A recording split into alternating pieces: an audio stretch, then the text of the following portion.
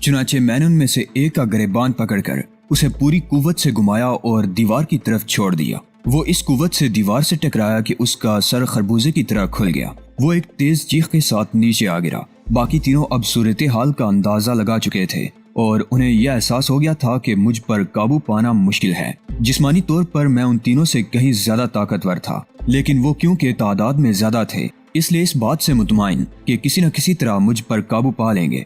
अलबत्ता उनकी ये कोशिश उनके लिए बड़ी मोहलक साबित हो रही थी। जो भी मुझे हाथ लगता वो फिर इस काबिल न रहता कि दोबारा अपने कदमों पर खड़ा हो सके। और चंद ही लम्हात के बाद मैंने उनके हुलिये दुरुस्त करके रख दिए। मुझे खदशा था कि इमारत में उन चार के अलावा और कोई मौजूद न हो, क्योंकि यहाँ अच्छा खासा हंगामा हो गया था और आवाजें इस कदर बुलंद हुई थी कि बाहर से मुदाखलत का खतरा पैदा हो गया था। इस खतरे के पेश नजर मैंने वो पिस्तौल उठाकर अपने हाथ में ले लिया जो उस शख्स के हाथ से गिरा था। पिस्तौल के चैम्बर भरे हुए थे और मुझे यकीन था कि अब अगर बाहर से कोई आया तो मैं उस पर बासानी काबू पा सकूंगा, लेकिन बाहर कोई आहट नहीं सुनाई दी थी। इसका मकसद ये था कि उन चार अफराद के अलावा बाहर कोई और मौजूद नहीं है और उन चार में से एक तो आहिस्ता आहिस्ता दम तोड़ ही चुका था। वो जिसे मैंने दीवार से टकरा दिया था उसकी चोटें इस कदर शदीद थी कि वो दोबारा सांस ना ले सका, लेकिन वो तीनों जख्मी हालत में पड़े हुए थे।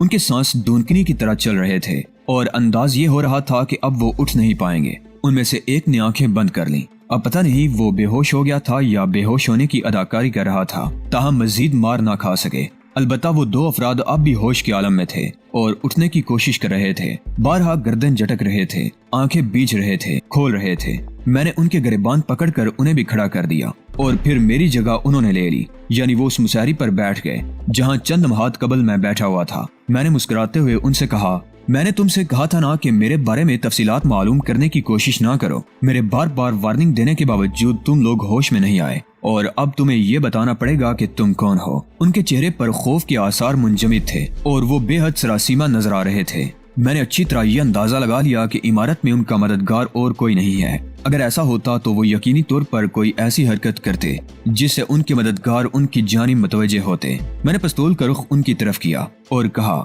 उन दोनों में से एक तो मर चुका है और दूसरा यकीनी तौर पर मौत के करीब है, और अगर नहीं है तो मैं बहरतौर उसे जिंदा नहीं छोड़ूंगा। लेकिन तुम दोनों के बारे में मैंने अभी कोई फैसला नहीं किया है कि तुम्हारे सिलसिले में मुझे क्या करना चाहिए। उनके चेहरे पर खौफ के आसार मजीद गहरे हो गए और फिर उनमें से एक ने लरजती हुई आवाज में कहा, तुम्हारे साथ जो कुछ हुआ है उसका अंदाजा हमें अच्छी तरह है, लेकिन क्या तुम इस बात पर यकीन करोगे कि हम सिर्फ किराए के आदमी हैं? मैं जानता था कि उसके बाद तुम यही सब कुछ कहोगे और अपने आप को बेगुनाह साबित करने की कोशिश करोगे, लेकिन जैसा कि तुमने अभी एतराफ किया कि तुम इस मसले में बाकायदा मुलविस थे, मुझे जो नुकसान पहुंचा है और मेरे लिए जो कार्रवाई हुई है इसका नतीजा क्या होगा ये तुम खुद भी अच्छी तरह जानते हो। मुझ पर यह फर्ज आयद नहीं होता कि मैं तुम्हारे साथ कोई रायत करूं या तुम्हें जिंदा छोड़ दूं। हाँ, सौदा किया जा सकता है, तुम खा किसी भी हैसियत के मालिक हो, मुझे इससे कोई गर्ज नहीं है। मैं तुम्हें जिंदा छोड़ सकता हूँ मगर सिर्फ एक शक्ल में कि तुम मुझे तमाम सूरत हाल बता दो। उन दोनों ने एक दूसरे की शक्ल देखी। फिर दूसरा आदमी बोला, और जो कुछ हम बताएंगे तुम उस पर यकीन कर लोगे। इसका मसला सिर्फ मुझ पर छोड़ दो। जहाँ यकीन करने वाली बात होगी मैं यकीन कर सकता हूँ। और सुनो, ये बात मैं अच्छी तरह जानता हूँ कि इस इमारत में इस वक्त तुम चारों के अलावा और कोई मौजूद नहीं है। चुनाचे इसका भरोसा मत रखना कि बैरूनी तौर पर कोई नुकसान पहुँच सकता है। चुनाचे मैं जो कुछ भी करना चाहता हूँ बआसानी कर डालूंगा। उनमें से एक ने कहा, दरअसल हम मैडम सूरज जमाल के मुलाजिम हैं और उन्हीं के लिए ये सारे काम कर रहे हैं। मैडम सूरज जमाल कौन है? तेहरान की एक मुअज़्ज़ज़ शख्सियत। तुम जहां से चाहो उनके बारे में मालूमात हासिल कर सकते हो। मैडम सूरज जमाल को तलाश कर लेना तुम्हारे लिए मुश्किल काम नहीं होगा और ये नाम हमने सिर्फ ये सोच कर लिया है कि अब हमारा तेहरान रहना मुमकिन नहीं है। मतलब जब मैडम सूरज जमाल को ये बात मालूम होगी कि तुम्हारे मसले में हम चारों नाकाम हो गए हैं तो हमारी जिंदगी वैसे भी मुमकिन नहीं है। अगर तुम्हारे हाथों से हमें निजात मिल गई तो हम पहला काम यही करेंगे कि तेहरान छोड़कर कहीं और निकल जाएंगे। क्या सूरज जमाल इतनी ही खतरनाक औरत है? इससे भी कहीं ज्यादा। तुम तस्वुर नहीं कर सकते।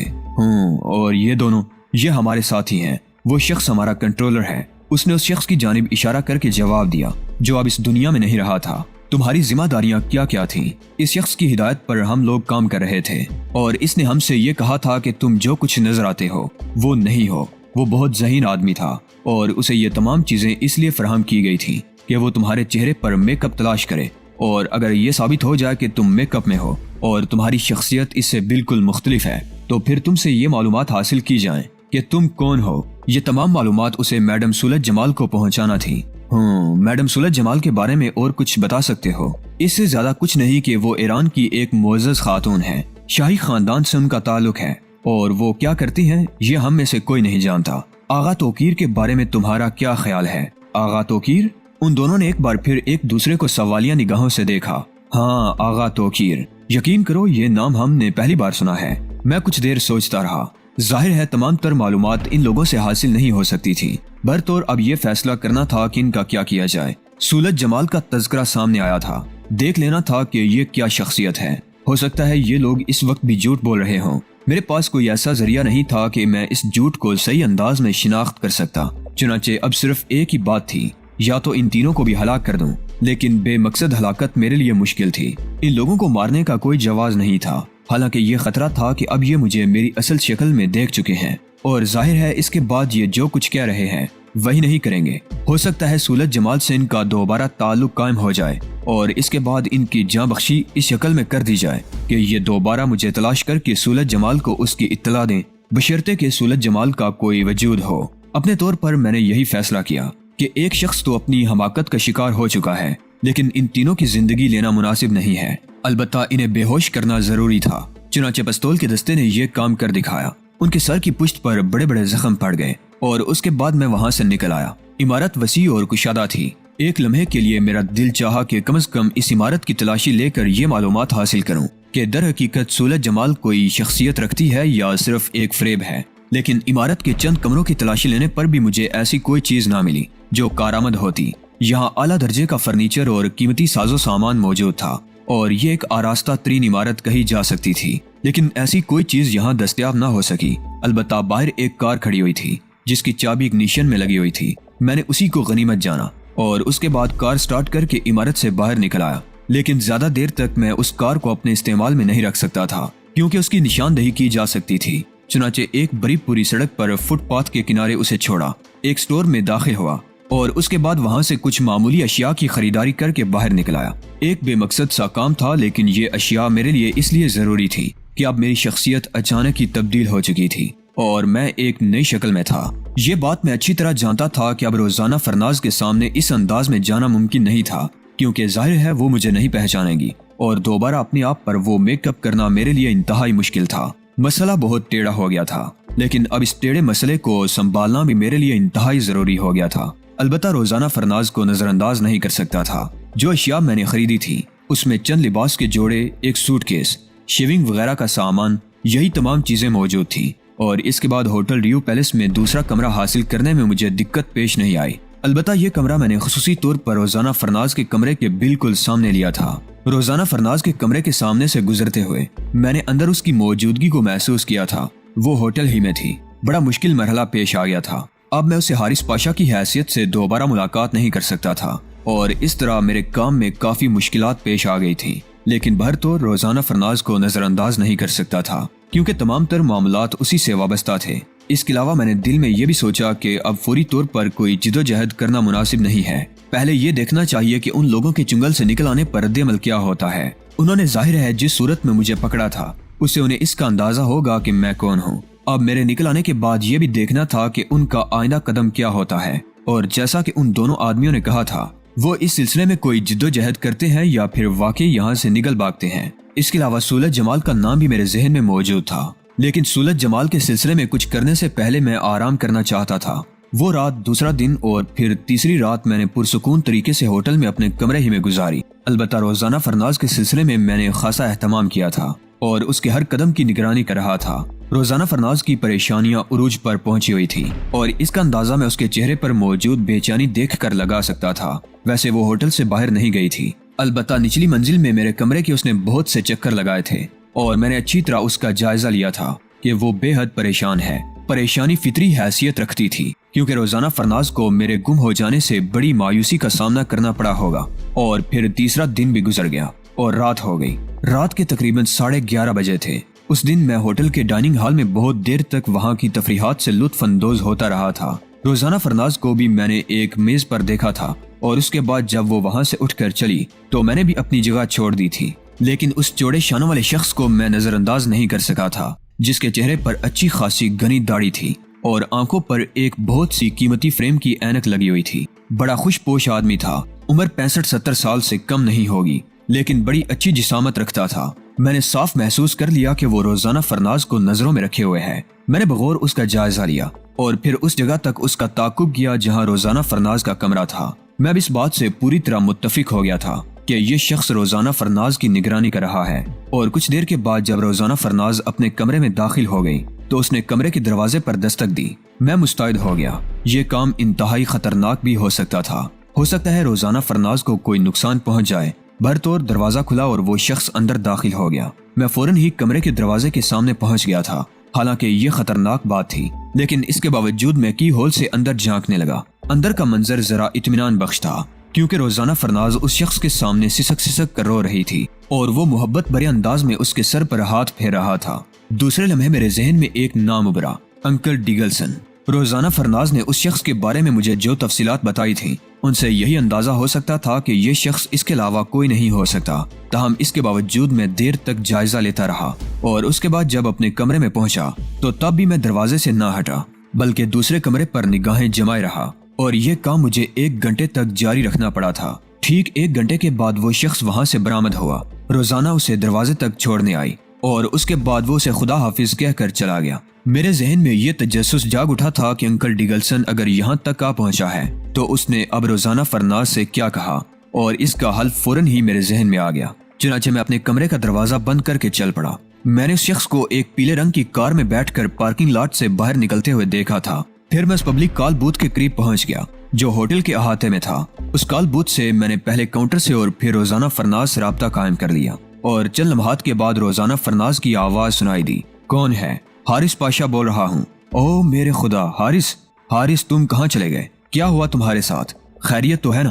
میں تمہارے لیے کس قدر پریشان ہوں، کیا تم اس بات کو جانتے ہو؟ آخر تم کہاں غائب ہو؟ تم نے بہت سارے سوالات ایک ساتھ کر ڈالے روزانہ۔ میں یوں سمجھ لو کہ تمہارے ہی کام میں مصروف ہوں، لیکن کہاں، آخر کہاں؟ اور اس طرح بتائے بغیر بس یوں سمجھ لو یہ انتہائی ضروری تھا۔ اگر میں ان اوقات میں تمہارے ساتھ ہوتا تو یقیناً تمہاری زندگی کے لیے سخت خطرات پیش آ سکتے تھے۔ کیا مطلب؟ تمام تفصیلات تو فون پر نہیں بتا سکتا اور ابھی تم سے ملاقات بھی نہیں کر سکتا، لیکن یوں سمجھ لو تمہاری لمحہ لمحہ نگرانی کر رہا ہوں اور تمہارے دشمنوں کو نگاہوں میں رکھ رہا ہوں۔ میرے دشمن؟ ہاں، تمہارا کیا خیال ہے؟ تمہارا کوئی دشمن نہیں ہے۔ یقین کرو اب سے کچھ دیر پہلے مجھے یہ معلوم نہ تھا کہ کوئی مجھے نقصان پہنچانے کی کوشش بھی کر سکتا ہے۔ مجھے تو بس آغا توقیر کی تلاش تھی جو مجھے میری منزل تک پہنچا دے، کم از کم مجھے یہ بتا دے کہ میں کون ہوں۔ اس کے علاوہ میرے ذہن میں اور کوئی تصور نہیں تھا۔ لیکن کیا تمہیں یہ بات بتانا بھول گئی میں کہ اب سے کچھ دیر پہلے انکل ڈیگلسن نے مجھ سے ملاقات کی ہے۔ وہ یہاں ایران آ پہنچے ہیں۔ اوہو، انکل ڈیگلسن؟ ہاں، میں تو سوچ بھی نہیں سکتی تھی کہ انکل ڈیگلسن یہاں تک آ جائیں گے، لیکن وہ آ گئے ہیں۔ میں نے انہیں تمام صورتحال بتا دی ہے۔ ابھی تھوڑی دیر تو ہوئی ہے جب وہ یہاں سے گئے ہیں۔ انہوں نے مجھے بڑی تسلی دی ہے اور کہا ہے کہ ان کے آدمی میری نگرانی کرنے پہنچ جائیں گے، کیونکہ مجھے یہاں کچھ خطرات بھی پیش آ سکتے ہیں۔ یہ بات تو پہلے بھی ہو سکتی تھی۔ میرا مطلب ہے کہ تمہارے سلسلے میں انہیں خطرات کا احساس کب ہوا؟ بس یوں سمجھ لو انہوں نے مجھے کوئی تفصیل نہیں بتائی، لیکن ان کا کہنا ہے کہ میں خطرات میں گری ہوئی ہوں، اور یقین کرو اب مجھے بھی خوف محسوس ہونے لگا ہے۔ برائے کرم تم میرے پاس آ جاؤ۔ جب تم میرے پاس تھے تو مجھے یوں محسوس ہوتا تھا جیسے میری بھرپور حفاظت کے لیے کوئی موجود ہو، لیکن اب میں اپنے آپ کو بڑا تنہا محسوس کر رہی ہوں۔ میں اتنی پریشان ہوں تمہارے لیے 2-3 دن سے کہ تم تصور بھی نہیں کر سکتے۔ بس مجھے یوں لگ رہا ہے جیسے میرا کوئی بہت ہی قریبی دوست، ساتھی، عزیز مجھ سے بچھڑ گیا ہے۔ آخر تمہیں ایسی کیا مشکل پیش آ گئی کہ تم نے اپنا کمرہ بھی چھوڑ دیا اور تمہارا سامان وغیرہ بھی یہی موجود ہے؟ تم اپنا کام کیسے چلا رہے ہو؟ بس یوں سمجھ لو کہ کام چل ہی رہا ہے، لیکن میں سمجھتا ہوں کہ اس طرح مجھے آسانی ہو جائے گی اور آغا توقیر کی تلاش میں کافی مدد بھی مل سکتی ہے۔ تو کیا تم ان کے راستے پر لگ گئے ہو؟ کسی حد تک، حالانکہ ابھی کام بہت ہے، لیکن یوں سمجھ لو کہ ہو سکتا ہے بہت جلد میں تمہیں خوشخبری سناؤں۔ اس کا مطلب ہے تمہارے ساتھ بھی مجبوری پیش آ گئی ہے۔ ظاہر ہے، ورنہ تمہیں ایک لمحے نہ چھوڑتا۔ تو پھر کب آؤ گے میرے پاس؟ ہو سکتا ہے کافی وقت لگ جائے، لیکن تمہیں انتہائی اعتماد کے ساتھ اپنا کام جاری رکھنا ہے۔ ویسے انکل ڈیگلسن اور کیا کہہ رہے تھے تم سے؟ تمہارے بارے میں پوری تفصیلات معلوم کر رہے تھے۔ میں نے انہیں بتا دیا کہ تم اتنے عرصے سے غائب ہو۔ بہت تشویش کا شکار ہو گئے. کہنے لگے کہ جس شخص کو اس کام کے لیے مامور کیا ہے وہ بہت ہی ذہین انسان ہے اور حارث پاشا یقیناً اس اہمیت کا حامل ہے کہ وہ آغا توقیر کو تلاش کر لے، لیکن اس کی گمشدگی انکل ڈگلسن کے لیے پریشان کن ہے. انکل ڈگلسن سے اب تمہارا رابطہ کس طرح قائم ہوگا؟ وہ مجھے فون کریں گے. ویسے مجھے اپنا فون نمبر بھی دے گئے ہیں، کیا تم مجھے ان کا فون نمبر بتا سکتی ہو؟ میں نے سوال کیا. ہاں کیوں نہیں، اس نے کہا اور پھر ایک ٹیلی فون نمبر دہرا دیا جسے میں نے اپنے ذہن میں اچھی طرح نوٹ کر لیا. اب مجھے یہ فون نمبر اچھی طرح یاد رہ سکتا تھا. میں نے اسے کہا، سنو روزانہ فرناز، تمہیں بالکل پریشان ہونے کی ضرورت نہیں. ہم 1000 آنکھوں سے تمہاری نگرانی کر رہے ہیں اور تمہیں صرف انہی ہدایات پر عمل کرنا ہے. ہوٹل سے باہر نکلنا بھی تمہارے لیے خطرناک ہوگا. کچھ وقت یہیں گزارو جیسا کہ انکل ڈگلسن نے کہا کہ تمہاری نگرانی کے لیے وہ کچھ لوگوں کا تقرر کر دیں گے. میں سمجھتا ہوں یہ بہتر ہے. ٹھیک ہے، مگر تم کب آ سکو گے میرے پاس؟ میں نے کہا نا کہ وعدہ نہیں کر سکتا، لیکن تمہیں ٹیلی فون کر کے حالات سے آگاہ ضرور کرتا رہوں گا. روزانہ فرناز نے مطمئن لہجہ اختیار کیا تھا اور اسے مزید تسلیاں دینے کے بعد میں نے فون بند کر دیا تھا. اس طرح ایک مشکل تو حل ہو گئی تھی. مجھے یہ بھی معلوم ہو گیا تھا کہ وہ شخص جو روزانہ فرناز کے کمرے میں داخل ہوا تھا انکل ڈگلسن تھا. دوسرے یہ کہ ڈگلسن کا ٹیلی فون نمبر بھی مجھے معلوم ہو گیا تھا. اب صورتحال یہ تھی کہ میں اس سلسلے میں اس پر کس حد تک اعتماد کر سکتا تھا. ویسے اندازہ ہو رہا تھا کہ یہ شخص جو انکل ڈگلسن کے نام سے پہچانا جاتا ہے یقینی طور پر شہباز احمد صاحب سے کوئی رابطہ رکھتا ہوگا، کیونکہ اس کے ذریعے مجھے یہاں تمام ہدایات مل رہی تھی. میں در حقیقت اس سے سولت جمال کے بارے میں کچھ تفصیلات معلوم کرنا چاہتا تھا. تھوڑی دیر کے بعد میں اپنے کمرے میں واپس آ گیا اور پھر بہت دیر تک اسی سلسلے میں سوچتا رہا. جلد بازی میں کوئی کام کرنا مناسب نہیں تھا. سوچنے سمجھنے کے بعد ہی انکل ڈگلسن سے رابطے کے لیے قدم اٹھانا تھا. بہرطور وہ رات میں نے پرسکون طریقے سے گزاری. اس معاملے میں جس قدر ذہنی الجھنوں کا سامنا کرنا پڑ رہا تھا ان کا مجھے اندازہ نہیں تھا. ابھی تک صحیح معنوں میں ایک قدم بھی آگے نہ بڑھ سکا تھا، لیکن مسئلہ وہی تھا کہ صورتحال میرے علم میں لا ہی نہیں گئی تھی. ایک لڑکی جسے اپنے ماضی کی تلاش تھی. آخر اس لڑکی کے ماضی سے ان تمام لوگوں کا کیا تعلق ہو سکتا ہے؟ باقاعدہ حکومتیں اس سلسلے میں ملوث ہو گئی تھیں. ذاتی طور پر اگر کسی شخصیت کے لیے کوئی کام کہا جاتا ہے، خواہ وہ کتنی بڑی شخصیت ہو، تو اس سلسلے میں کم از کم حکومتی پیمانے پر یہ سب کچھ نہیں ہوتا. لیکن شہباز احمد صاحب کا اس معاملے میں ملوث ہو جانا اس بات کا اظہار کرتا ہے کہ خارجی تعلقات کے قائم رکھنے کے سلسلے میں یہ بات بڑی اہمیت کی حامل ہے. اور اصل میں مجھے اس چیز کے بارے میں ذرا سی الجھن تھی. اگر تھوڑی سی تفصیلات معلوم ہو جاتی تو میں اپنے طور پر بھی کچھ سوچ سکتا تھا. دوسرے دن ناشتے وغیرہ سے فارغ ہونے کے بعد میں نے فیصلہ کیا کہ انکل ڈگلسن سے رابطہ قائم کیا جائے. اور پھر بڑے اہتمام کے بعد میں نے ٹیلی فون کا ریسیور اٹھایا اور وہ نمبر ڈائل کرنے لگا جو مجھے روزانہ فرناز نے بتائے تھے. دوسری طرف کافی دیر کے بعد فون ریسیو کیا گیا. اس کے بعد ایک باری آواز سنائی دی. ہیلو، مسٹر ڈگلسن سے بات کرنا چاہتا ہوں. کون ہے آپ؟ دوسری طرف سے سوال کیا گیا. پہلے آپ کو یہ بتانا ہوگا کہ کیا آپ مسٹر ڈگلسن ہیں؟ میرا خیال ہے کہ آپ نے غلط جگہ ٹیلی فون کیا ہے. یہاں مسٹر ڈگلسن نامی کوئی شخص موجود نہیں ہے. ہو سکتا ہے مجھے یہ غلط نمبر دیا گیا ہو، لیکن مس فرناز کا کہنا ہے کہ مسٹر ڈگلسن اسی نمبر پر مل سکتے ہیں. ایک بار پھر دوسری طرف خاموشی چھا گئی اور اس کے بعد آہستہ سے کہا گیا، اگر اپنے بارے میں کچھ تفصیلات بتاؤ تو ہو سکتا ہے میں مسٹر ڈگلسن سے ملاقات کرانے میں تمہاری مدد کر سکوں. آپ مجھے حارث پاشا کے نام سے جان سکتے ہیں مسٹر، اور اگر اس نام کے بارے میں کچھ تفصیلات آپ کو معلوم ہیں تو پھر آپ یہ بھی جانتے ہوں گے کہ مسٹر ڈگلسن سے بات کرنے کی کیا وجہ ہو سکتی ہے. دوسری طرف چونکی ہوئی آواز میں کہا گیا، اوہ حارث پاشا، میں ڈگلسن ہی بول رہا ہوں. مجھے یقین تھا مسٹر ڈگلسن، مگر تمہیں میرے بارے میں کیسے معلوم ہوا؟ روزانہ فرناز سے، اور یہ نمبر بھی اسی نے مجھے دیا ہے چونکہ آپ پچھلی رات اس سے ملاقات کر چکے ہیں. Good, very good. اب تم مجھے فوراً بتاؤ کہ تم کہاں ہو. افسوس اس بارے میں ابھی آپ کو کچھ نہیں بتایا جا سکتا. اگر میں تم سے یہ کہوں کہ میں تم سے 2 بار ٹیلی فون پر رابطہ قائم کر چکا ہوں اور میں ہی وہ شخص ہوں جس نے تمہیں تفصیلات بتائی تھی، تو کیا تم اس کے بعد بھی اس بات پر تیار نہ ہوگے کہ مجھے اپنی موجودہ جگہ کے بارے میں بتاؤ؟ جی ہاں، اس کے بعد بھی میں اس بات پر تیار نہیں ہوں گا. دیکھو، میں تم سے ملاقات کرنا چاہتا ہوں. اب صورتحال کچھ ایسی ہو گئی ہے کہ میرا تم تک براہ راست پہنچ جانا ضروری ہے. مسٹر ڈگلسن، سب سے پہلے آپ میرے کچھ سوالات کا جواب دیجئے. دیکھو، ٹیلی فون پر گفتگو کرنا ہمارے لیے خطرناک بھی ہو سکتا ہے. تم مجھ سے فوراً ملاقات کر لو اور اس اطمینان کے ساتھ کہ میری ذات سے تمہیں کوئی نقصان نہیں پہنچے گا، بلکہ اگر میں تمہیں شہباز احمد خان کا حوالہ دوں تو تم زیادہ مطمئن ہو جاؤ گے. میں چونک کر خاموش ہو گیا. شہباز احمد صاحب کا حوالہ دینے کا مقصد یہ تھا کہ مسٹر ڈگلسن وہ تمام باتیں جانتے ہیں جو میرے اور شہباز صاحب کے درمیان تھی. یعنی وہ یہ بھی جانتے ہیں کہ جس شخص کے میک اپ میں میں ایران پہنچا ہوں وہ دراصل ہلاک ہو چکا ہے اور مجھے اس کی جگہ دی گئی ہے۔ چند لمحے خاموش رہنے کے بعد میں نے کہا، آپ کا قیام کہاں ہے مسٹر ڈیگلسن؟ جواب میں مسٹر ڈیگلسن نے خیابان فردوسی کا نام لیا تھا اور اس عمارت کا بھی جس کے ایک فلیٹ میں وہ مقیم تھے۔ کیا وہ جگہ آپ کے خیال میں محفوظ ہے؟ ہاں، ابھی تک اس طرف کسی کی نگاہ نہیں گئی۔ خیابان فردوسی کی اس عمارت کے فلیٹ نمبر 158 میں۔ اگر تم چاہو تو آ سکتے ہو، لیکن برائے کرم نہایت ہوشیار رہ کر، کیونکہ بہر طور یہ بات تم ذہن نشین رکھنا کہ ہم دشمنوں میں گرے ہوئے ہیں اور یقینی طور پر تمہاری طرف سے بھی وہ لوگ بے خبر نہیں ہیں۔ ٹھیک ہے، میں کچھ دیر کے بعد آپ کے پاس پہنچ رہا ہوں، میں نے کہا اور اس کے بعد فون کا ریسیور رکھ دیا۔ مسٹر ڈیگلسن تک جانے کے سلسلے میں مجھے کوئی دقت نہیں پیش آ سکتی تھی، البتہ یہ بات ذہن میں ضرور تھی کہ میری اصل شکل میں بھی ان لوگوں نے مجھے پہچان لیا ہے۔ بہرطور اگر راستے میں کوئی مداخلت وغیرہ ہوئی تو مسٹر ڈیگلسن تک جانے کا ارادہ ملتوی کر دوں گا، لیکن فی الحال ان سے مل لینا ضروری تھا، کم از کم کچھ تو معلوم ہو کہ یہ سارا چکر کیا ہے۔ بس احتیاط ہی مد نظر رکھی گئی تھی، اس کے علاوہ اور کیا کر سکتا تھا۔ خیابان فردوسی میں وہ عمارت تلاش کرنے میں مجھے بہت زیادہ مشکل پیش نہیں آئی جس کا حوالہ مسٹر ڈیگلسن نے دیا تھا، اور پھر اس عمارت میں مطلوبہ فلیٹ کے سامنے پہنچ کر میں نے دھڑکتے دل سے کال بیل پر انگلی رکھ دی۔ مسٹر ڈیگلسن ہی نے دروازہ کھولا تھا اور میں نے ایک نگاہ میں انہیں پہچان لیا تھا۔ ایک لمحے وہ میری صورت دیکھتے رہے اور میں نے آنکھیں بند کر کے گردن خم کر دی تو وہ پیچھے ہٹ گئے اور انہوں نے مجھے اندر آنے کا راستہ دیا اور اس کے بعد دروازہ بند کر دیا۔ اگر میرا خیال غلط نہیں ہے تو میں جی، آپ حارث پاشا ہی سے مل رہے ہیں، میں نے جواب دیا۔ مسٹر ڈیگلسن عجیب سی نگاہوں سے مجھے دیکھ رہے تھے۔ وہ مجھے لیے ہوئے اس فلیٹ کے ڈرائنگ روم میں داخل ہو گئے اور پھر انہوں نے مجھے صوفے پر بیٹھنے کا اشارہ کرتے ہوئے کہا، مسٹر حارث پاشا، جی، آپ کا چہرہ اچانک کیسے تبدیل ہو گیا؟